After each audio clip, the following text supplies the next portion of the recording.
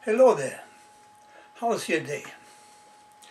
Let's see whether I can spice up your day before you watch 10 grown-up men throwing rubber balls at each other. Watching the news, I begin to wonder about the intellectual flexibility of the media. The White House offered Sestak a high-profile, unpaid consulting position. Whoop-de-doo. But no, that was a conspiracy and need to be investigated by the FBI, according to Darrell Issa, the same who went after Acorn. Darrell Issa is hardly the man to raise an issue of corruption. He took money from Sprint Nextel quid pro quo for ex parte contacts to a judge in the Southern District of California, San Diego, for the purpose to intimidate the judge to obstruct justice. Don't bother, I do have the evidence. Issa had no issue with the White House offering a paid position to Senator Judd Gregg. I reported about that a while ago. But that's not the conspiracy I want to discuss with you. I'm talking about the Deepwater Oil Rig explosion. Let's get the facts together. On April 20, I believe, 2010, an oil rig in the Gulf of Mexico exploded, killing 11 rig workers. Despite extraordinary efforts to extinguish the fire, the rig sank, damaging the crude supply line, which releases ever since a massive amount of crude oil into the Gulf. You got the message, and I don't need to go further into it. The media's conclusion is that the explosion occurred because BP and Deepwater ignored safety measures. Interesting. But that by itself does not cause an explosion. Methane gas explodes if it comes in contact with a spark or lit fire.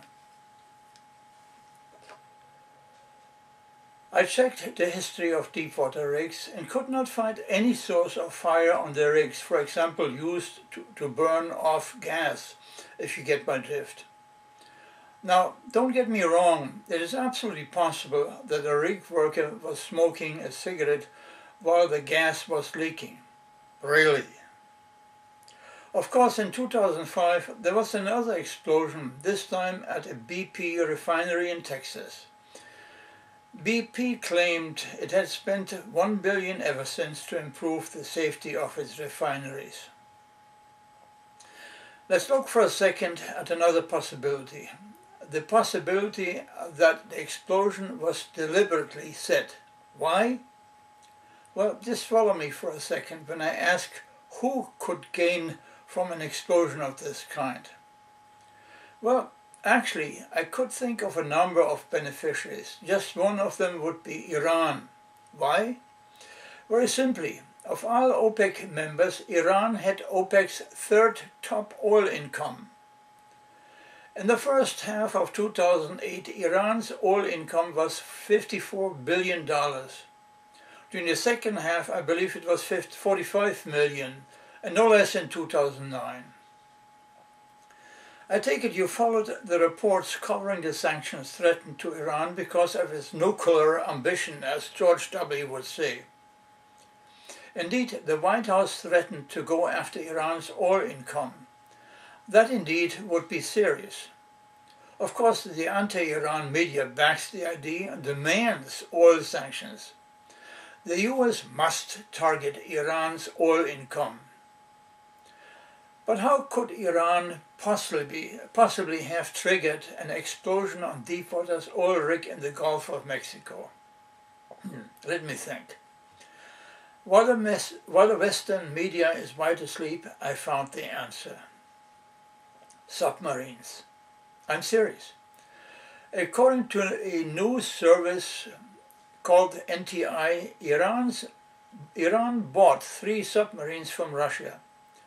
According to Iran's Navy commander, the submarines have been equipped with special weapons and carry a special forces crew. Sorry for the miserable picture. Let's assume for a moment that Iran actually targeted the Deepwater rig with a torpedo. That would explain the instant explosion, without need for anything else. Get my drift? Of course, there are other beneficiaries, let's say the Republicans and Fox News, all of which make this Obama's Katrina. But then the Republicans would need a Navy SEAL, a boat to get close enough. I take it they don't have access to a submarine. No. Iran, in my book, is a country of interest, at the very least. Hell, I'm so good, sometimes I scare myself. Take care.